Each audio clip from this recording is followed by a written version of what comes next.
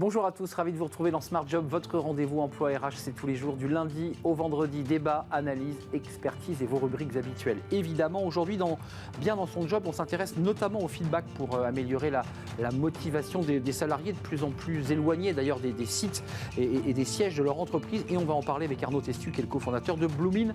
Il est notre invité. Les entreprises s'engagent comme chaque semaine, Crosslog International qui s'engage pour l'emploi. On recevra Céline Rossi, la RH de Crosslog International. Elle sera notre invitée dans cette rubrique Le Cercle RH, notre débat quotidien. On va s'intéresser au service civique européen dans un contexte évidemment très tourmenté. Comment ça marche, comment ça fonctionne, qu'est-ce que ça apporte à ces jeunes qui viennent en France, mais à ces jeunes Français qui vont aussi aller découvrir une autre culture, une autre manière de travailler aussi. On fera le point avec nos invités dans le Cercle RH. Et puis dans Fenêtre sur l'emploi, Thierry Bismuth, fondateur du réseau Odyssée RH, s'intéresse, je mets des guillemets, à la guerre des talents au moment où on parle énormément de ce mot guerre sur tous les médias. Et il s'interroge justement sur cette expression un peu étrange dans ce contexte, je le répète, si particulier. Voilà le programme. Tout de suite, c'est bien dans son job. Bien dans son job, avec Cegid Talentsoft, la solution intégrée de gestion des talents.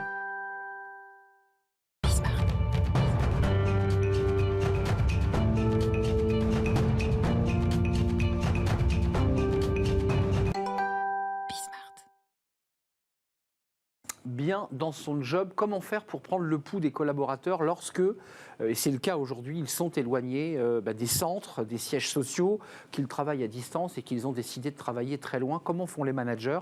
Comment font les DRH? On en parle avec Arnaud Testu parce que c'est le cœur de sa réflexion. Bonjour Arnaud. Vous êtes cofondateur de Bloomin, qui est créée en 2016. Et dont l'objectif, start-up, scale-up, puisque vous avez plus de 40 collaborateurs. Vous accélérez d'ailleurs, combien? 30 collaborateurs prévus en 2022 là? On est 40 collaborateurs, on prévoit de passer à 70 collaborateurs effectivement sur cette année, oui. Alors, ce qui est intéressant, on va parler de votre entreprise, parce que c'est de la tech, c'est aussi une manière d'aider les collaborateurs à créer du lien, à se parler en fait, malgré la distance. Mais votre histoire est quand même assez intéressante, parce que vous venez du management classique, dans de la gestion de nettoyage industriel, puis ensuite vous passez à la tech par la formation, vous créez votre boîte, et puis en fait la boîte cartonne, globalement, mais en fait là, déjà il y a une petite étincelle, ça cartonne, mais ça ne se passe pas si bien que ça avec les associés. Et vous dites, peut-être qu'il y a peut-être un problème de feedback, de relationnel. Est-ce que c'est les prémices de Bloomin finalement, tout ça? Tout ce que vous avez vécu?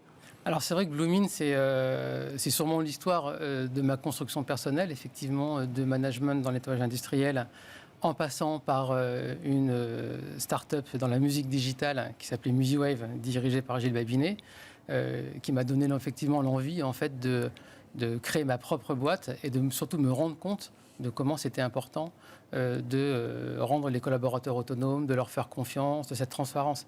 C'est autant de choses que j'ai vécues différemment dans mon parcours très particulier. Alors 2016, vous créez l'entreprise Bloomin, je l'ai dit, oui. Et puis il y a le Covid. J'imagine qu'il vous fait accélérer parce que très rapidement, les entreprises atomisent leurs salariés, les obligent à rester à domicile, et puis ensuite les installent, les connectent et vont travailler à distance. Qu'est-ce qu'apporte votre outil? Qu'est-ce qu'apporte Bloomin sur cette question-là? Alors c'est énorme parce que le Covid, quand c'est arrivé, déjà il y a eu un coup d'arrêt pour tout le monde, donc comme pour nous. Après, on a rapidement compris, et aujourd'hui on le voit, le Covid, finalement, c'est un accélérateur, c'est un catalyseur en fait, des changements systémiques qui étaient en marche. Et aujourd'hui, tout a changé. C'est-à-dire que ce qui était en marche, c'était le télétravail. On avait des prémices. Accélération nette. Accélération nette, je rappelle, selon un baromètre de l'IFOP, qu'on est toujours en France 2 fois, on a un retard de 2 fois celui de nos voisins européens. On ne l'a pas rattrapé malgré l'accélération. Ça, c'est intéressant. Voilà. Donc on voit encore, s'agissant de ce qui est essentiel aujourd'hui, on voit qu'on a un levier de ce niveau-là. Et oui, le Covid, ça bouleverse les façons de travailler. Mais avant tout, et ça c'est fondamental, et je pense que c'est un des points clés en fait, de notre métier, de ce qu'on fait chez Bloomin, c'est comment on met le manager à l'action. Aujourd'hui, les gens sont en télétravail, sont en distanciel. Et lui se demande bien comment il fait pour les gérer. Mais il faut complètement réinventer en fait, les postures managériales. C'est aujourd'hui fondamental. Je pense qu'il n'y a pas d'entreprise du futur sans de nouvelles pratiques managériales. Restons un instant sur ce sujet parce qu'il est fondamental, on en parle régulièrement sur ce plateau. Qu'est-ce que vous apportez chez Bloomin justement pour aider? Vous avez été manager, alors pas sous l'ère Covid, mais vous l'avez été. Qu'est-ce que vous leur apportez à ces managers, quoi? De la fluidité, du feedback, de pouvoir mieux observer la manière dont travaillent les collaborateurs, d'avoir un retour, des échanges, comment ça marche? Alors c'est intéressant parce que qu'est-ce qu'on leur apporte? Vous avez parlé de fluidité. Aujourd'hui, on parle d'agilité depuis des années, mais c'est d'autant plus vrai avec la situation en télétravail. On doit pouvoir agir rapidement. Si le manager, d'autant que ses équipes sont à distance, s'il n'a pas un baromètre, s'il n'a pas un thermomètre qui lui donne régulièrement la température de comment vont ses collaborateurs. Bloomin, c'est le thermomètre en fait. Bloomin, c'est le thermomètre. On ne fait rien sans être en capacité d'avoir cette température. Mais ça veut dire que de part et d'autre, entre manager et ses équipes, il faut qu'il y ait une confiance et que chacun joue le jeu. Pour qu'il y ait un thermomètre, il faut qu'il y ait une prise de température et de la température. Il faut quand même que les collaborateurs nourrissent tout cela. C'est fondamental. Je vais essayer de rentrer un peu dans le détail de ce que fait Bloomin, parce que c'est vraiment, par ailleurs, un axe de différenciation de l'écosystème du feedback. Vous parlez de confiance. Aujourd'hui, on a construit un outil qui est basé sur la transparence. Ça fait partie des enjeux que recherchent les gens aujourd'hui dans le monde du travail, la transparence. Qu'est-ce que ça veut dire? Ça veut dire qu'aujourd'hui, quand les collaborateurs répondent à des enquêtes qui sont pilotées depuis la DRH, depuis un manager, depuis un chef d'équipe, ces enquêtes en fait sont transparentes. Le collaborateur répond et en temps réel, il voit ce que l'ensemble des autres collaborateurs ont répondu. Donc ça, si vous voulez, c'est un peu le socle d'une démarche saine dans l'entreprise. Ça lui apporte quoi, excusez-moi, de savoir un peu l'environnement du questionnaire lorsqu'ils sont interrogés, qu'ils puissent voir chez le voisin ou dans les équipes? Qu'est-ce que ça lui apporte? Alors, au-delà de lui apporter une idée de benchmark ou de comparaison, ce qui est déjà un premier niveau d'action. Pour pouvoir agir et prioriser ses actions, il faut savoir se situer. Donc ça veut dire que, excusez-moi, le collaborateur ne se sent pas seul parce qu'il se dit, tiens, ce que j'ai dit correspond à peu près à ce que d'autres disent, donc ils sont dans la même situation. Donc on se sent moins seul dans sa galère ou dans ses questionnements. C'est ça, Entre autres. Et c'est là où on rejoint la notion de culture d'entreprise et de transparence dans la culture de l'entreprise. Le manager va recevoir finalement cela. Qu'est-ce que lui, il en tire? Parce qu'une fois qu'on a regardé la température de son équipe, qu'est-ce qu'il met en place? Il sent qu'il n'y a plus de motivation, il sent qu'il y a un désengagement, il a des vibrations qui ne sont pas bonnes. Qu'est-ce qu'il fait avec tout ça? Alors, ce qu'on donne au manager, en fait, c'est les outils de passer à l'action. Si vous voulez, un thermomètre, c'est simple, ça vous donne une température, c'est très simple. Aujourd'hui, ce qui a de la valeur, c'est la question ouverte. Oui. C'est le verbatim. Mais bien sûr. Et ça, quand vous êtes un manager, même d'une petite équipe, de 20 collaborateurs, mais c'est impossible de pouvoir... Si vous avez 2 questions ouvertes, vous lisez les collaborateurs. C'est la base du journalisme, parce que si on pose que des questions fermées, ça ne marche pas. Voilà, ça ne marche pas. Donc comment on analyse ça humainement? C'est ultra chronophage.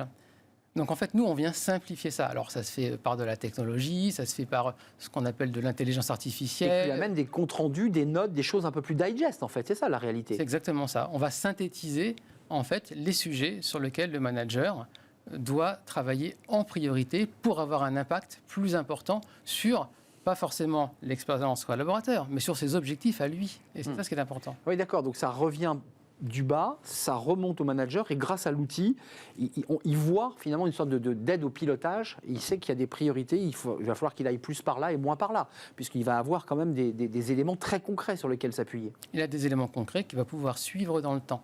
Mais pour rebondir sur ce que vous disiez, oui, ça vient du bas, ça remonte jusqu'au manager, mais on travaille avec une idée de boucle où le collaborateur a aussi un feedback des actions qui ont été menées. Et ça s'inscrit effectivement dans des bons taux de participation, dans le fait que l'outil soit utilisé. J'allais revenir, c'est que le vrai problème aujourd'hui, on l'entend beaucoup de certains collaborateurs, c'est que les RH les dotent ou les managers les dotent de plein d'outils, mais ils ne s'en servent pas parce qu'ils en ont trop. Donc il faut quand même que le collaborateur ait bien la conscience qu'il faut qu'il joue le jeu. Parce qu'il y a beaucoup de collaborateurs qui finalement ne répondent pas. Donc finalement, ça affaiblit même la capacité au manager de choisir et de faire les bons choix. Il y a beaucoup d'éléments de réponse dans ce que vous venez de partager. Alors déjà, comment le collaborateur adhère à la démarche? Exactement. Elle est transparente, donc le collaborateur déjà adhère plus facilement.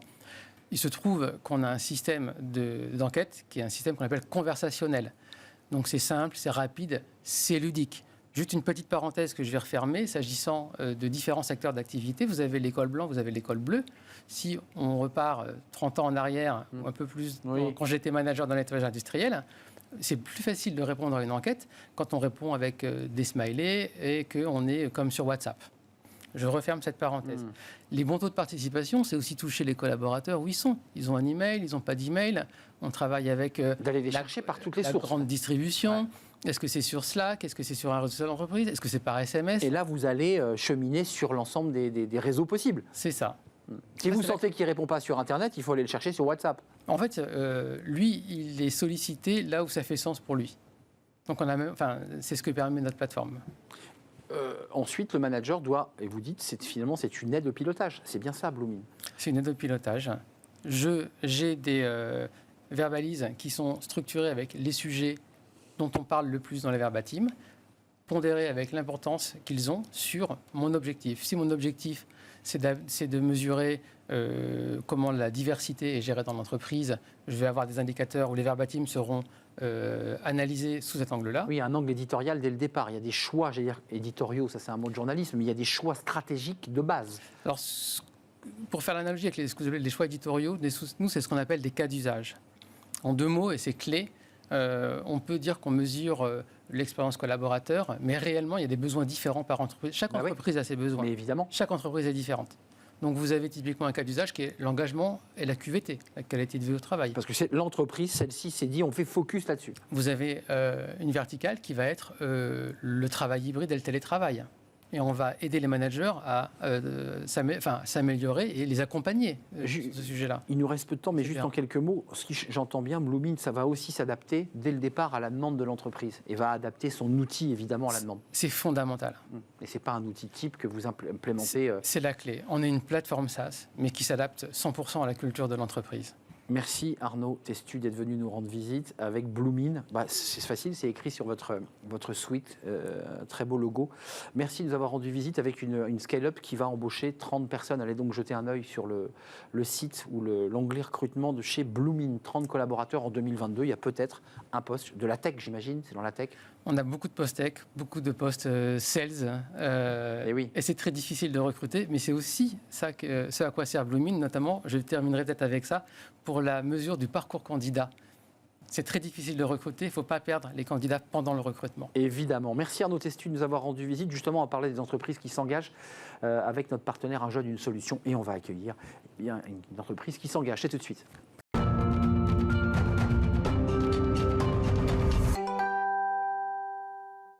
Les entreprises s'engagent avec notre partenaire Un Jeune, une solution. On accueille aujourd'hui Céline Rossi, responsable des ressources humaines de CrossLog International. Merci d'être avec nous. Merci. CrossLog, c'est de l'expertise de la logistique en e-commerce et cross-canal, on est bien d'accord? Exactement. On est partenaire des e-commerçants et on a un entrepôt logistique de 25 000 m² situé en Seine-et-Marne. Moissy-Cramayel? Exactement. C'est ça? J'adore prononcer Moissy-Cramayel, je trouve ça très joli. C'est un peu difficile, c'est vrai. Et donc, dans notre entrepôt de 25 000 m², on va préparer les commandes que vous, comme moi, on peut passer sur Internet, sur les sites des e-commerçants qui sont nos clients. On ne connaît pas votre marque, mais vous êtes essentiel, puisqu'en fait, on achète sur des grands sites de e-commerce, pour ne pas les citer. Et en fait, derrière, il y a CrossLog International. On est sous-traitant, on est partenaire, et effectivement, on n'est pas connu du grand public, mais on est connu des clients. Alors, c'est intéressant parce que ça cartonne. Oui. On voit l'évolution en 3 ans de 50 à 135 salariés 2018, et je pense que 135, c'est plus le bon chiffre. Alors, c'est le chiffre de ce mois-ci, mais ça ne sera plus le bon chiffre à la fin de l'année. On continue à recruter. Prospective, c'est quoi pour vous? Doubler encore d'ici 2 ans. Donc passer de 135 à 270 salariés. Oui, c'est ça à peu près. On n'a pas les chiffres parce qu'on on évolue, mais sans trop savoir dans quelle mesure. Ça veut dire qu'aujourd'hui, le e-commerce a pris une place prépondérante. Et on va parler avec vous, parce que ça, c'est une problématique de RRH et de DRH, sur la difficulté de recrutement. C'est ça. Pourquoi c'est compliqué? Qu'est-ce qui se passe? Parce que pourtant, c'est attractif, le e-commerce. C'est attractif, mais c'est compliqué parce qu'on n'est pas les seuls, déjà. En Seine-et-Marne, il y a des gros entrepôts qui sont implantés, qui, du coup, ont une grosse place et qui sont aussi plus connus du grand public que nous. Et oui. Et donc, il y a le plein emploi en Seine-et-Marne aujourd'hui. Et c'est pour ça aussi qu'en s'engageant, comme on l'a fait en signant la charte d'engagement, avec un jeune, une solution, on va avoir de l'aide de l'extérieur. Donc, concrètement, un jeune, une solution, ce qui est intéressant, c'est de permettre, grâce à une plateforme, de mettre en relation l'offre et la demande. Donc j'imagine que régulièrement, je peux passer par tous les canaux Pôle emploi, mais aussi par le site d'un jeune, une solution. Comment vous faites concrètement ? Alors on a des partenariats avec les missions locales qui vont, eux, sourcer à notre place et nous envoyer les candidats, par exemple. Vous passez par les missions locales ? Oui, on l'a fait en fin d'année, qui nous ont pas mal aidés. On a recruté 4 personnes en CDI grâce à la mission locale. On a aussi Pôle emploi qui nous aide à faire aussi des entretiens collectifs dans leurs locaux. Ils vont aussi nous apporter pas mal de candidats. Et effectivement, après, on essaye de faire appel à tous les canaux qu'on peut utiliser parce que c'est compliqué. Céline, les postes que vous cherchez, parce qu'on a compris que c'était des entrepôts dans lesquels on stockait un certain nombre de produits et qui allaient être ensuite livrés aux clients. C'est quoi ? C'est des opérateurs de commande ? C'est des gens qui mettent les produits dans les hangars ? C'est quoi les postes que vous cherchez ? Alors, on a 80%, ce sont des opérateurs logistiques. Et effectivement, c'est ceux qui vont réceptionner les marchandises, les préparer jusqu'à les mettre dans les camions. Mais on n'a pas que ça. On a aussi des métiers de développeurs, parce qu'on développe notre propre outil informatique qui va nous servir dans l'entrepôt et qui va servir à nos clients pour l'interfaçage avec leur site internet. On a aussi toutes les fonctions support, que ce soit du commercial, les comptables. Voilà, on a énormément de métiers. Quand vous parlez d'un jeune, une solution, j'imagine que c'est aussi pour les postes d'opérateurs de commande, parce que là, on voit, et vous n'êtes pas les seuls à le dire, des difficultés de recrutement, de sourcing. Comment vous l'expliquez, vous ? Parce que là, vous dites, on a signé la charte, on est engagé, on cherche activement, et vous êtes là d'ailleurs pour nous en parler. C'est quoi ? C'est le niveau de salaire ? C'est l'attractivité ? C'est la marque employeur ? Qu'est-ce qu'il faut faire pour les attirer, ces jeunes, selon vous ? On fait tout, on essaye de tout faire. Je pense qu'ils n'ont pas aussi l'information sur l'ensemble de nos postes, les évolutions dans notre entreprise ou dans les entreprises de logistique. La logistique a évolué depuis plusieurs années. Ce ne sont plus que des manutentionnaires qui déchargent et rechargent. Oui, parce qu'il y a cette image-là. Je vous amenez à l'idée que c'est vraiment de la manutention, c'est-à-dire qu'on charge, on prend des colis parfois très lourds, c'est parfois des métiers difficiles. Il y a quand même une pénibilité. Ça a évolué. Aujourd'hui, ils utilisent des PDA, donc comme des smartphones pour travailler. Ils ont tous un outil informatique sur lequel ils vont préparer les commandes. Donc, on demande aussi de savoir utiliser les outils informatiques et de savoir lire et écrire pour pouvoir lire notre outil. Ça a évolué. Les métiers ont assez évolué ces dernières années et c'est méconnu aujourd'hui. Pour ces opérateurs, je dirais qu'ils sont des métiers de base sur lesquels vous dites on peut évoluer dans l'entreprise. Sans diplôme, c'est quoi les critères de recrutement ? C'est les soft skills, c'est la façon de se tenir, d'être à l'heure le matin ? C'est important, mais c'est important ? C'est effectivement, on n'a pas besoin d'avoir un diplôme en logistique. On recrute pas mal d'étudiants l'été qui, des fois, restent chez nous pour plusieurs années, qui vont évoluer sur des postes de chef d'équipe ou même sur des postes de fonction support. On en a qui ont débuté en contrat étudiant, qui sont aujourd'hui en alternance au service commercial, par exemple. Donc, on donne la chance à tout le monde. L'important, effectivement, c'est d'être motivé, d'être dynamique et de vouloir évoluer dans notre entreprise, puisqu'on évolue. On démarre quoi, au SMIC sur ces postes-là ? Oui. Au SMIC. SMIC. Avec CDD, CDI ? Tout, CDD, CDI, on peut démarrer un petit peu en intérim aussi. C'est vrai qu'on utilise l'intérim aussi des fois pour trouver des candidats qu'on ne trouve pas. Vous nous dites vous doublez les effectifs en un an, c'est colossal. Oui. Ça veut dire qu'il faut augmenter la taille des entrepôts. Vous avez largement la place pour accueillir les 135 nouveaux qui arrivent. On a la place. Il y a la place. Donc Vous aviez déjà anticipé l'idée par la taille de l'entrepôt. Exactement. On a récupéré 10 000 m² en fin d'année. Notre entrepôt faisait 15 000 m² jusqu'à octobre et on a récupéré 10 000 m² pour arriver à 25 000 m² en fin d'année. Donc on a la place pour voir l'avenir au moins jusqu'à la fin de l'année. Là, vous en êtes où ? Vous dites on double, on galère. C'est quoi ? Il reste combien de postes ? Vous, la RRH, en passant par mission locale, vous dites ce que vous m'envoyez ne nous convient pas, parce qu'il y a aussi la difficulté de... Vous ne prenez pas tout le monde, j'imagine. C'est compliqué. Alors c'est compliqué, mais après on va faire des entretiens collectifs, on va les tester sur nos outils, parce que c'est important l'utilisation de nos outils. Cette espèce de boîte là, ce boîtier. Oui, c'est ça. Et puis on va filtrer, on va donner la chance à tout le monde, et puis après on verra si on a des postes qui s'ouvrent, on va les garder, et puis ça va créer les opportunités, et sinon on mettra fin au contrat mais bon, ça n'arrive pas. Fin en contrat ou vous refusez, parce qu'en ce moment, vous ne vous mettez pas de fin en contrat, vous ouvrez grand les bras et vous dites, venez donc nous rejoindre. Le contrat engagement jeune, c'est demain, Oui. Les premiers. Vous êtes engagé sur cette question-là, parce que ce contrat d'engagement jeune, là aussi, il va chercher les jeunes les plus éloignés, sans diplôme, souvent en difficulté scolaire ou familiale. Est-ce que c'est un public vers lequel vous allez vous tourner? Oui, avec la mission locale, on a prévu de signer des contrats engagement jeunes dans le but effectivement de pérenniser nos emplois jusqu'à la fin de l'année. Donc c'est prévu, je suis en discussion depuis plusieurs mois avec la mission locale de Moissy qui a prévu de me donner des candidats et après on verra. Est-ce qu'on les forme en contrat pro, parce qu'ils peuvent aussi bénéficier de formation ou Oui, c'est intéressant ça, savoir quel dispositif vous choisissez, parce que le contrat d'engagement jeune, c'est un dispositif très large, puis après vous faites quoi? De l'alternance, du contrat pro, vous les accompagnez, parce que ça vous demande du temps et de l'investissement chez vous quand même ça. Ça demande du temps, on va essayer d'accompagner ceux qui ont le plus besoin, effectivement. Après, il y en a qui ont déjà fait des missions en intérim par exemple, donc là il n'y a pas besoin de les accompagner, c'est assez naturel, et puis de toute façon nos outils sont propres à notre entreprise, donc ils vont forcément bénéficier d'une formation en interne et puis évoluer comme ça chez nous par les formations en interne. Donc ça veut dire que là au 1er mars, c'est-à-dire demain si je ne m'abuse, enfin, donc, vous n'avez pas de contrat d'engagement jeune qui arrive, enfin, ça va prendre un peu plus de temps qu'imaginé, j'imagine. Oui, c'est ça. Ça va prendre le temps que la mission locale me donne les CV ou les personnes qu'elle a pu rencontrer auparavant. Donc pour l'instant, vous n'avez pas encore reçu de candidats issus des contrats d'engagement jeune, c'est 15 à 20 heures de formation, si j'ai bien compris, qui se font à l'école, mais après, vous les récupérez comment quand vous avez signé le contrat? Alors après, on va les récupérer, on peut faire des mises en situation, on peut prévoir de les faire rentrer dans un système de contrat pro de 6 mois, donc d'agents logistiques, et à l'issue, on peut les recruter en CDD, CDI. Enfin, vous leur garantissez l'idée qu'à l'issue de la formation, ils ont un travail. Oui. Et donc prêt à vous ouvrir sur un autre public, parce que ce public, c'est un public particulier, dit-on, de ces contrats d'engagement. Ils sont souvent très éloignés de l'emploi.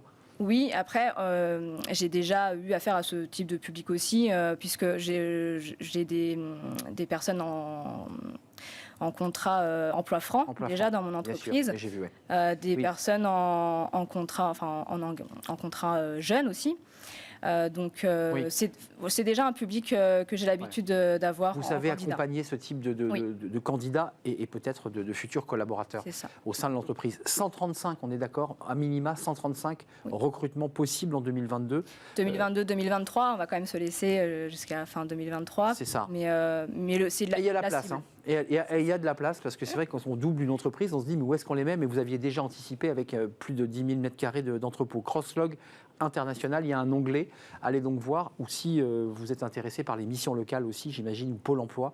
Il y a donc du recrutement dans votre entreprise. Merci Céline Rossi de nous avoir rendu visite, responsable et non pas DRH, responsable des ressources humaines de Crosslog international. Et puis bonne chance pour les recrutements. Merci. On fait une courte pause, on s'intéresse au service civique. On parle des jeunes, restez avec moi une seconde Céline. On parle des jeunes dans quelques instants dans le cercle RH. Ces jeunes justement qui partent en Europe à travers des services civiques. On va faire le point évidemment. Comment ça marche? Comment ça fonctionne? Qu'est-ce que ça leur apporte? On en parle juste après la pause.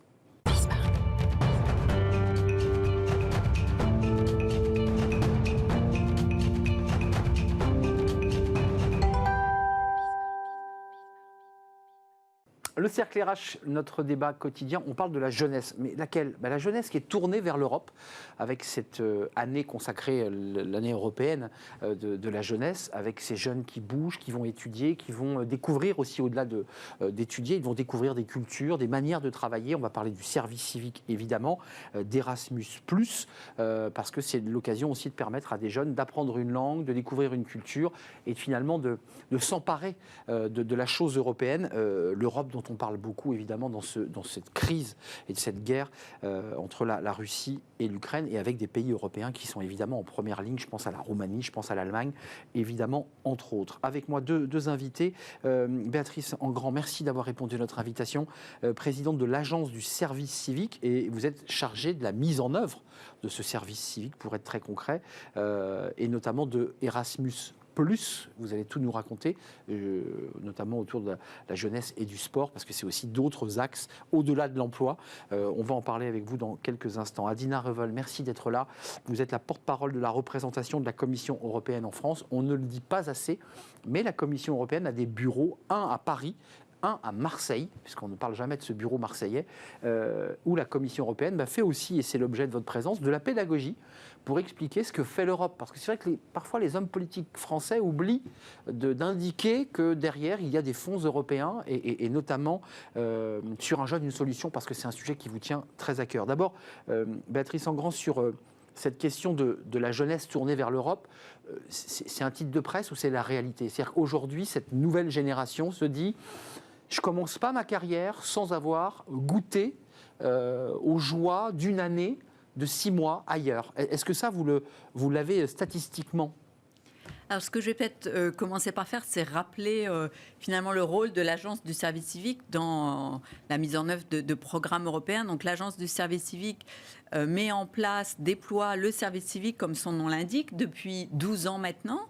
Et le service civique peut être fait principalement en France et aussi en Europe, j'y reviendrai. Service civique européen? Alors, le service civique, c'est une politique publique qui a été créée en 2010 par Martin Hirsch, qui permet à chaque jeune de 16 à 25 ans jusqu'à 30 ans, s'il est en situation de handicap, d'exercer pendant 6 à 12 mois une mission d'intérêt général, une mission de solidarité auprès des plus démunis, auprès des handicapés. Quand on dit intérêt général, c'est dans les ONG, les associations, des préfectures, des... Tout à fait. C'est dans des organismes à but non lucratif, donc les associations, les services publics de l'État et les collectivités territoriales, en marge les fondations.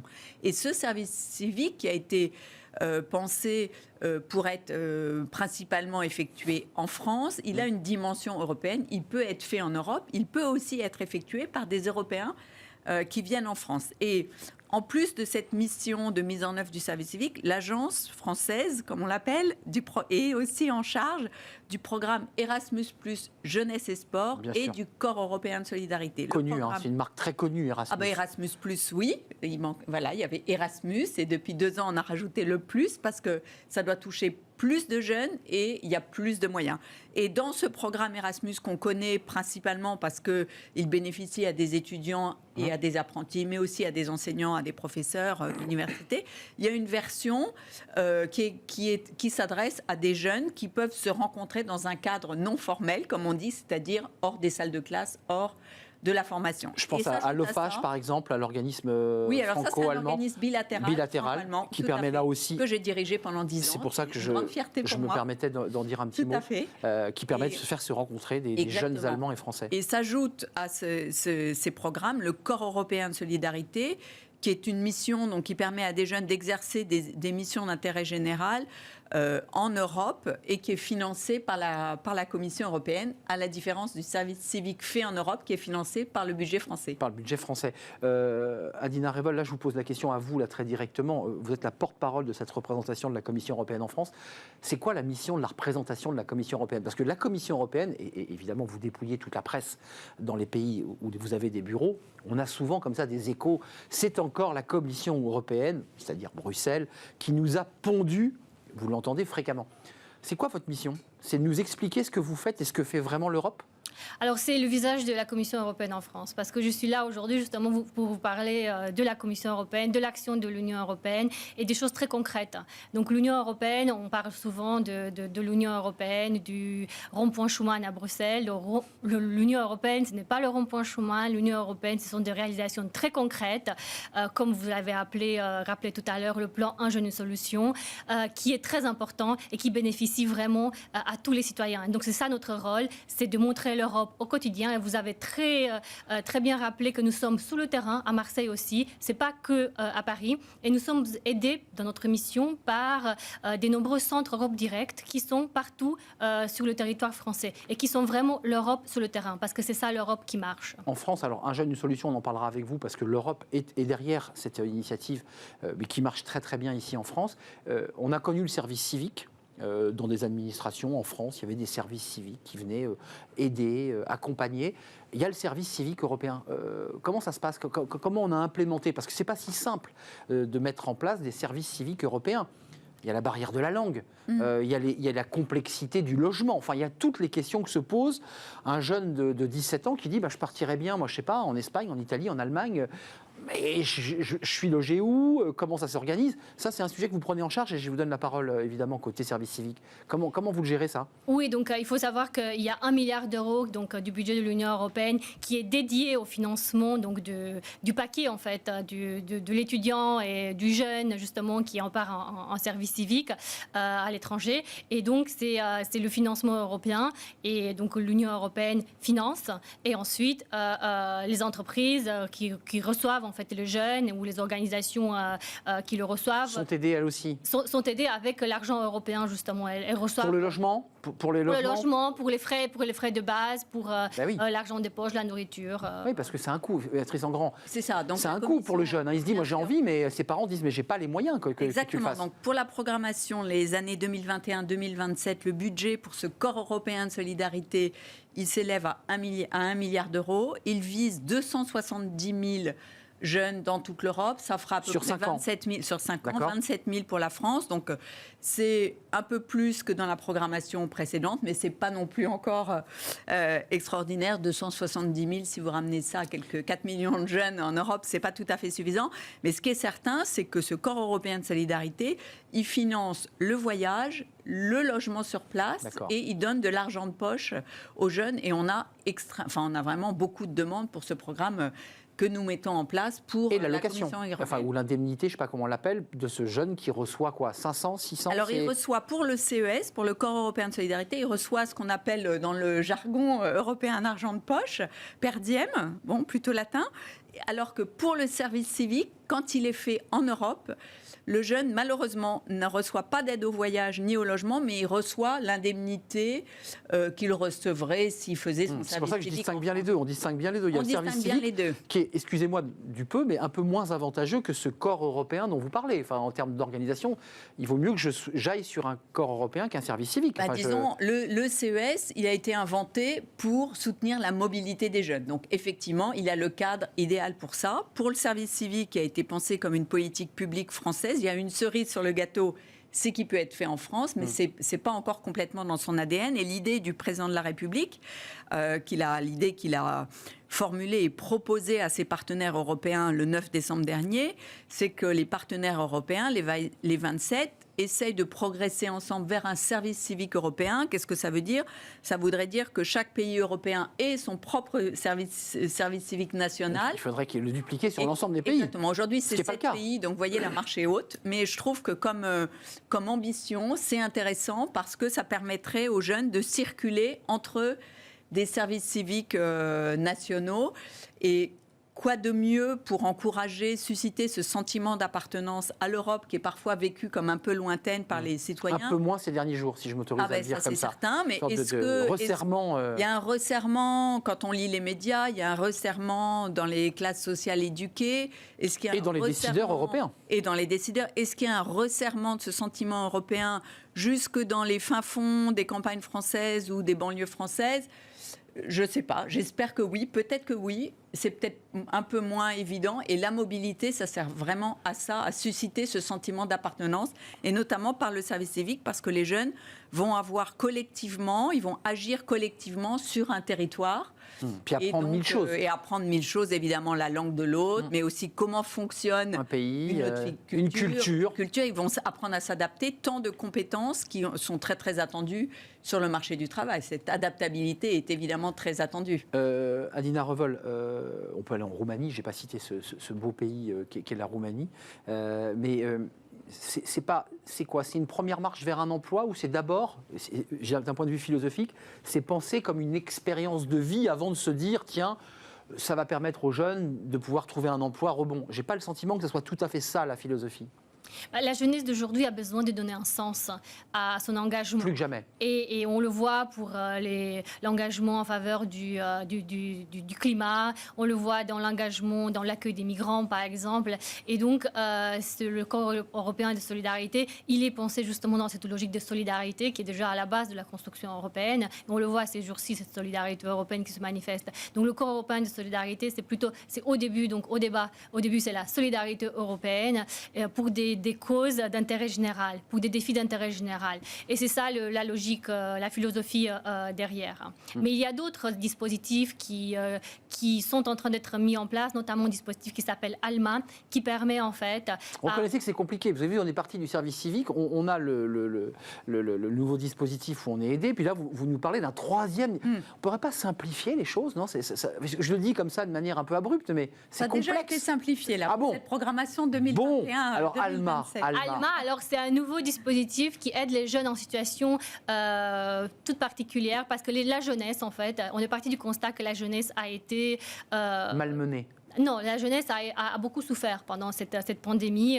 On l'a vu partout en Europe. Donc, c'est une cause européenne. Et il fallait apporter une réponse européenne. Et donc, nous avons mis en place un dispositif pour aider les jeunes qui sont en situation de besoin et qui peuvent faire un stage ou une expérience professionnelle pour l'ensemble des pays de l'Union? Pour l'ensemble des pays de l'Union européenne. Et donc, c'est une nouveauté. C'est dans le cadre de l'année européenne de la jeunesse. C'est l'action phare de cette année européenne de la jeunesse qui a été annoncée en septembre de l'année dernière. Et l'idée, justement, c'est de permettre à tous les jeunes qui sont en dehors de l'emploi et qui sont en situation de précarité d'avoir une expérience européenne. Et c'est là une première marche vers l'emploi, par exemple. Pour être concret, parce que c'est un vrai sujet, puisqu'on parle du contrat d'engagement jeune qui va être signé là, qui a été signé demain, il y a quand même cette idée qu'on va chercher les jeunes les plus démunis. Alors c'est déjà assez compliqué de les faire venir à la mission locale et à Pôle emploi. Vous nous dites...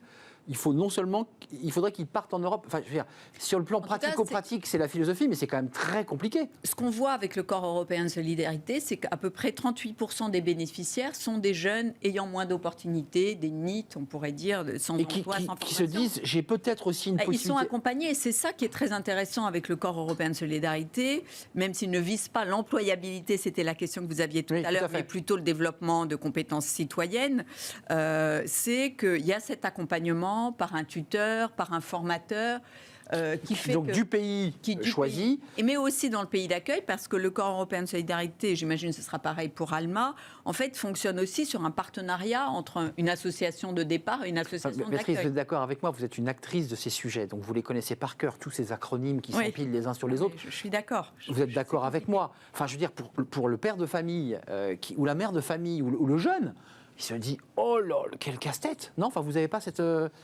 Comment on pourrait simplifier les choses? Je pense qu'il faut des émissions comme la vôtre déjà. Et puis, sûrement. C'est vrai que si on va quand même sur le site ALMA, qui est encore en cours de construction, mais sur le site Corps européen de solidarité, le site Service civique, c'est quand même assez facile de s'y retrouver. Ce qui est plus difficile, c'est de former les travailleurs sociaux, tout ce qu'on appelle les acteurs de jeunesse, les enseignants, tous ceux qui sont auprès de notre jeunesse et qui doivent expliquer ces dispositifs, et qui doivent informer sur. Une fois que le jeune est informé, sur le site internet, c'est clair. Et vous avez raison. Je savais que vous alliez réagir. Je vous ai piqué à la Commission. La Commission européenne est piquée. Donc c'est le job de la représentation. Mais voilà, nous ne sommes pas des hologrammes, nous ne pouvons pas tout faire. Et donc, nous avons Jean-Luc Mélenchon, ça que vous voulez dire. Nous avons demandé à des jeunes, justement, de réfléchir à comment faire en sorte que tous les jeunes aient accès à l'information. Donc, justement, on a un projet avec des jeunes étudiants qui travaillent sur cette question. Et nous allons avoir le résultat au mois d'avril-mai. Et nous allons le présenter, justement, à la Commission européenne à Bruxelles pour travailler là-dessus. Des campagnes, on parle de France là en l'occurrence, mais les campagnes les plus reculées ou les territoires métropolitains un peu éloignés, des zones de banlieue où certains jeunes n'ont pas accès à l'information, c'est comment leur permettre de savoir qu'il y a des dispositifs qui peuvent leur permettre de partir dans presque tous les pays européens. Après, je ne voulais pas être caricatural. Non, mais l'information va aussi très loin, notamment heureusement. Non, mais c'est touché au plus près. Mais touché au plus près. En fait, il y a l'information, puis il y a aussi la manière dont le jeune va se l'approprier. Et l'idée de s'appuyer sur des pairs, le peer-to-peer, comme on dit, de s'appuyer sur les pairs, c'est vraiment clé parce que le jeune, il va s'identifier à quelqu'un de son âge. Bien sûr. Il va lui dire, c'était bien, c'était super, tu dois faire pareil grâce à ça. Je me suis fait des amis, j'ai trouvé du travail. Pour la première fois, j'ai entendu des jeunes qui m'ont dit, je suis partie à Berlin pour la première fois. je me suis sentie français parce que mes copains allemands me regardaient comme le français. Voilà. Et ça, c'est quand même des événements, des apprentissages dont on a absolument Notre besoin. Identité se définit ou se redéfinit dans le regard de celui qui vient d'un autre pays, qui dit tu es français, ce dont on ne se rend pas tout à fait compte quand on vit sur son propre territoire. Et puis aussi, l'expérimentation, la prise de conscience qu'on a ce territoire formidable qui est un territoire de paix avec à ses frontières maintenant, une guerre, ça me donnait vraiment des frissons d'en parler, parce que moi, mon engagement, ça a été toujours le dialogue interculturel, le dialogue entre les cultures, et je crois que c'est très important. Nos grands-parents, pour eux, ils ont connu la guerre, c'était évident. Ensuite, la paix, ils l'ont voulu. Franco-allemande, c'était évident. Peut-être que pour les jeunes, ils n'en ont pas suffisamment conscience. Et souvent, ce sentiment de l'importance de la paix, il surgit avec la rencontre de l'autre, grâce à la mobilité, grâce à ce sentiment qu'on circule facilement entre les pays d'Europe. Et c'est la rencontre. Là, je voudrais juste partager un témoignage purement personnel, parce que je suis née en Roumanie, donc j'ai connu le communisme. Et puis, j'ai connu aussi la guerre en ex-Yougoslavie, parce que c'était pas loin. C'est très près. Et puis... à part mes fonctions à la Commission européenne, j'enseigne et donc je rencontre des étudiants et je me rends compte que les étudiants d'aujourd'hui en fait ne savent pas ce que c'est la guerre parce qu'ils l'ont jamais vécu. Ils sont nés en 90, en 96. Pour eux, la guerre c'est quelque chose de très lointain. C'est un jeu vidéo parfois. Parfois, malheureusement. Et donc là aujourd'hui, on vit la guerre en Europe en fait. Parce que l'Ukraine c'est l'Europe. Ce n'est pas encore l'Union européenne, mais c'est l'Europe. D'ailleurs, avec la demande du président ukrainien une procédure d'urgence pour adhérer à l'Union européenne, comme ça ne vous aura pas échappé. Pour en venir aux chiffres, parce que c'est intéressant, le service civique, je l'ai dit, c'est pas un marchepied vers l'emploi, mais ça donne confiance, ça donne une bonne maîtrise d'une langue, en tout cas une connaissance de la langue. Est-ce qu'on a des chiffres concrets là, de ces jeunes qui, indépendamment des services civiques français, ça on a les chiffres, mais combien de jeunes veulent, où on dépose un dossier pour dire je veux aller en Italie, je veux aller en Espagne, je veux aller en Roumanie, je veux aller en Hongrie, bref. Je veux bouger. Et on en a combien de jeunes là qui... Donc sur le service civique français, c'est presque 600 000. D'ailleurs, je crois qu'on a passé la barre des 600 000 aujourd'hui, depuis la création. Donc qui ont un emploi, pas un emploi, mais une fonction de mission de service civique. Général. Voilà. Pour sa dimension européenne, on a été évidemment un peu affecté en 2020-2021 par la pandémie, ça bougeait moins.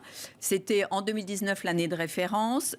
Plus de 300 jeunes qui sont partis faire un service civique en Europe. Donc vous voyez, ça reste modeste. C'est ça. 1200 Européens qui sont venus en France faire un service civique. Je m'autorise. Les Français sont toujours un peu moins mobiles que d'autres peuples européens. Je m'autorise. À côté, il y a le corps européen de solidarité. Voilà. Et ça, c'est plus de 3000. C'est celui-ci, parce qu'il est aidé. Et ça, c'est plus de 3000 jeunes en 2019. Et ce qui est intéressant, c'est que cette mobilité vers l'Europe, dans le cadre du CES, elle a été maintenue en 2020, 2021. Il y a eu un fléchissement, mais qui est vraiment mineur. Et ça montre l'intérêt, l'importance que les jeunes... Ils choisissent quel pays, Madame Engrand? C'est quel pays? C'est intéressant. Ils veulent aller où? Alors, au sud, à l'est? Allemagne, Espagne, Italie, Pologne. Voilà les 4 pays à l'envoi, à l'accueil principaux. Et puis après, de manière et la Roumanie, résiduelle, un peu la Roumanie aussi, bien sûr. Un peu la Roumanie. Quelques unités, qui est un pays... En tout cas, je crois qu'il y a beaucoup de Roumains qui choisissent la France. Parce que c'est un pays frère, c'est un pays latin. Et même par la langue, d'ailleurs, il faut préciser que la Roumanie est une langue de base latine, je ne dis pas de bêtises en disant cela. Oui. Qui est membre de la francophonie. Et qui est, exactement, et qui est très inquiète, évidemment, à l'aune de cette guerre qui a lieu au moment où l'on se parle en Ukraine. Un mot quand même, parce que je me tourne vers vous, on parle d'emploi, on parle de service civique, on parle de confiance, on parle d'idée que cette jeunesse se resserre autour d'un idéal européen, donc l'idéal de la paix, évidemment un petit peu mis à mal depuis 6 jours, 7 jours maintenant. Sur l'emploi, je voulais vous entendre parce que le Parlement s'est saisi d'un SMIC européen avec un vrai débat au sein des parlementaires. On sort un tout petit peu du sujet, mais il y a la Commission européenne sur le plateau, profitons-en. On en est où? Ça avance pas? Est-ce qu'on peut rêver un jour d'un SMIC européen? Comme vous le savez, la priorité de cette commission, c'est de créer une économie sociale de marché. Ça a été dit et redit par la présidente von der Leyen. Elle a tenu parole parce qu'elle a fait une proposition il y a un an environ de création d'un salaire minimum décent dans l'Union européenne. Et justement, les États membres, donc le Conseil des ministres que la France préside en ce moment, s'est mis d'accord en décembre dernier sur sa position qui est en cours de discussion maintenant avec les députés européens qui représentent le peuple européen. Et donc, on espère un accord sous présidence française, donc d'ici le mois de juin. Ça veut dire que là, le dossier sur cette question qu'on traitera évidemment sur le plateau est entre les mains des députés européens. Des députés européens et des ministres européens qui doivent s'entendre sur le texte final de ce règlement sur... Compte tenu que ce SMIC sera calculé non pas sur un SMIC moyen, mais en fonction évidemment des revenus du pays. Du PIB. Du PIB, on est d'accord. Ouais. Donc ça veut dire qu'on pourra passer sur L'idée, ce n'est pas créer un seul SMIC européen, c'est de créer un salaire enfin, le SMIC bulgare ne sera pas le SMIC allemand ou le SMIC français, qui est plutôt un SMIC. D'ailleurs, les Allemands ont un SMIC depuis très peu, d'ailleurs, qui est un... Mindestlohn, oui. Voilà. Mais en fait, il y avait un revenu minimal. Un revenu minimal décent. On l'appelle ça un revenu décent. Et puis, vous savez, dans l'Union européenne, la plupart d'États avaient déjà un revenu, un SMIC. Sauf les Allemands il y avait 5-6 États qui n'en avaient pas. Et donc, l'idée, justement, c'était de créer des conditions de vie décentes lorsqu'on travaille dans tous les pays de l'Union européenne. Avant de nous quitter, Béatrice Engrand et évidemment Adina Revol, pour parler du revenu décent pour l'ensemble des travailleurs et des salariés, mais parlons des jeunes, puisqu'il y a des débats politiques en France sur l'idée de créer, alors chaque candidat a son idée, mais un revenu minimum d'insertion. Chaque candidat a des propositions. C'est quelque chose qu'il faut porter, cette idée-là. C'est-à-dire qu'on voit aujourd'hui des jeunes qui, pour des raisons familiales, pour des raisons économiques, sont dans des situations souvent de grande déshérence. Il faut avancer sur cette question ? Je pense que ça fait plusieurs années qu'on avance, donc il faut évidemment continuer pour éviter qu'il y ait un gap entre des gens qui sont insérés, qui vivent bien, et puis d'autres... Et des jeunes qui décrochent. Qui décrochent, parce que... Ensuite, s'ils décrochent, si vous voulez, il n'y a pas d'effet d'âge. S'ils décrochent jeunes, ensuite, ils ne raccrocheront pas une fois plus âgés. Donc, évidemment, il faut trouver les solutions pour que la jeunesse française et européenne puisse exister dans l'ensemble de la société. La question, c'est que ça ne soit pas une indemnité donnée comme cela, parce que c'est le débat de l'assistanat, mais que ça soit un salaire ou une indemnité qui soit versée. L'important, en tout cas, c'est qu'elle se sente prise en compte, parce que si elle ne se sent pas prise en compte, elle est forcément plus sensible aux sirènes des extrêmes, et ça, c'est évidemment ce qu'il y a de pire. Et d'ailleurs, démarrer sa carrière avec des très bas salaires qu'on n'arrive pas à rattraper lorsqu'on arrive en fin de carrière. On a démarré trop bas et trop tard, et ce qui pose la question de la retraite. Mais justement, pour revenir à votre question, c'est tout le projet derrière le plan Un jeune, une solution. C'est d'offrir une solution à tout jeune. Accompagné par l'Europe, il faut le dire. Accompagné par l'Europe, donc il y a 5,4 milliards d'euros qui sont mis par le plan de relance européen dans la réussite de ce projet qui est extraordinaire, parce qu'il s'agit de prendre soin de notre jeunesse. Et les accompagner grâce à une plateforme, en tout cas en France, Un jeune, une solution, qui permet de rencontrer l'offre et la demande sur des jeunes, et sur lesquels il y a les services civiques. Absolument, il faut le préciser. Il y a des missions de services civiques. Toutes les missions. Aujourd'hui, il y en a plusieurs dizaines de milliers, absolument, il faut y aller. Allez sur le site Un jeune, une solution, parce qu'il y a non qui seulement... est très bien fait. Qui est, je trouve, ergonomique. On a d'ailleurs reçu celui qui pilote ce site internet, qui n'est pas le gouvernement, c'est le prestataire qui gère. Et effectivement, c'est un site qui est très très bien fait et qui grossit finalement, parce que tous les dispositifs, et notamment le contrat d'engagement jeune, sera aussi mis en ligne pour que vous puissiez aller chercher emploi à votre pied. Un dernier mot de conclusion peut-être sur la suite. Là, le Covid commence à être derrière nous, donc ça veut dire que les jeunes commencent à avoir envie de bouger, j'imagine. Là, ça vibre. En tout cas, pour tous les projets de mobilité européenne, évidemment, on a beaucoup de demandes, et il faut que les associations enclenchent pour accueillir les jeunes. Mais enfin, c'est une dynamique qui ne me préoccupe pas du tout, parce que ça fonctionne déjà très bien. Bon, il faut que les jeunes Français bougent. L'Europe, c'est vraiment important. Et pour toucher tous les types de publics, il faut cet accompagnement des formateurs, des missions locales, ce qui suppose que tous les acteurs de jeunesse soient formés aussi à la mobilité européenne, soient capables de parler de ces programmes, les vécus aussi eux-mêmes. Et un peu d'argent de poche. C'est comme ça qu'on fera masse. Et un peu d'argent, de poche. Il faut pouvoir vivre sur place. Il faut pouvoir évidemment prendre quelques verres entre amis, parce que c'est ce qui crée aussi les liens entre les jeunes des pays européens. Merci à Béatrice Engrand d'être venue sur le plateau. Vous êtes la présidente de l'agence du service civique, en charge notamment du service civique et de Erasmus+, et de ce corps européen de solidarité, parce que c'est un nouveau dispositif qui vient, mais il est passionnant celui-ci. Et merci à Adina Révol, porte-parole de la représentation de la Commission européenne en France, qui fait de la pédagogie. C'est votre mission de nous expliquer l'action menée par la Commission européenne, parfois un peu malmenée par nos hommes politiques français. On termine par Fenêtre sur l'emploi et on parle de la guerre des talents, et je mets des guillemets au mot guerre, parce que ce mot est un peu bizarre, évidemment, dans le contexte actuel. On en parle avec Thierry Bismuth.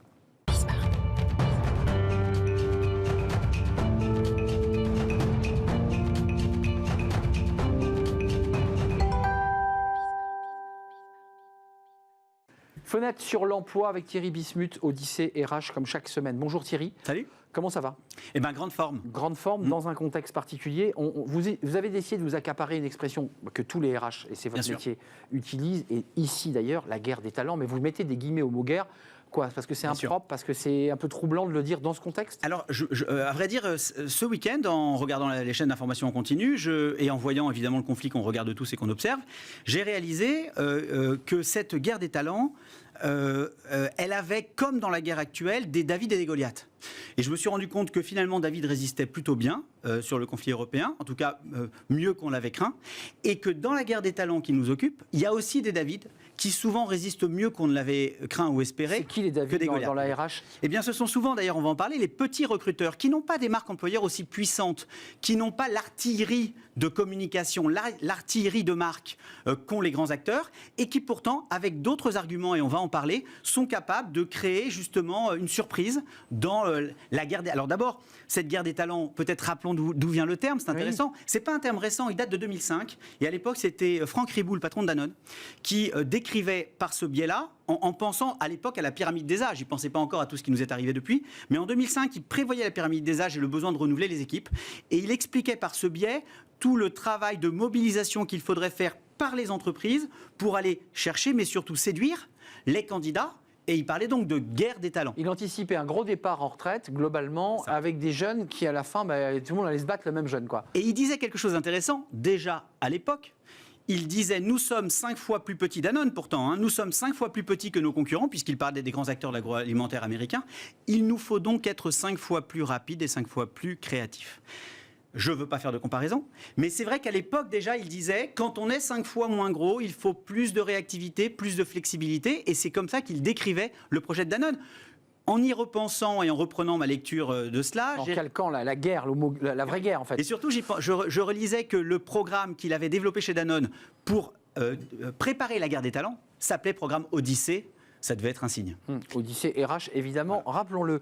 C'est quoi les clés de comparaison? Parce qu'après tout, ce mot guerre utilisé par Riboud, c'est un mot dévoyé, puisqu'il sort de son sens, mais parce qu'il n'y a pas de guerre physique, mais il y a quand même des éléments comme ça, où vous y voyez comme ça des similitudes. Alors d'abord, effectivement, rappelez quand même que cette guerre des talents, bien sûr, avec tous les guillemets qu'il faut y mettre, cette guerre des talents actuelle, elle fait suite à quoi? Elle fait suite à 2 ou 3 années pendant lesquelles les entreprises ont été un peu privées de leur capacité de se développer, j'allais presque dire privées de leur puissance de développement, et qu'elles ont retrouvé des marges de manœuvre, de la puissance de développement grâce aux lignes de crédit des banques, grâce aux aides de l'État, mais aussi grâce au changement de consommation.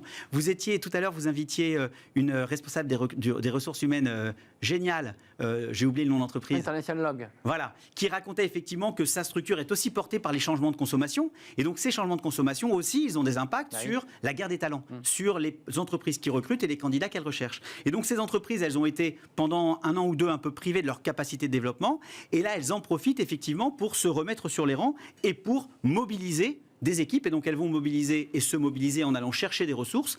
Ces ressources, ces candidats-là, eh bien, ils ont le choix maintenant de s'enrôler dans différentes équipes, et c'est tout l'enjeu de cette guerre des talents. Alors, il y a, à mon sens, 4 ou 5 clés de comparaison que vous évoquez.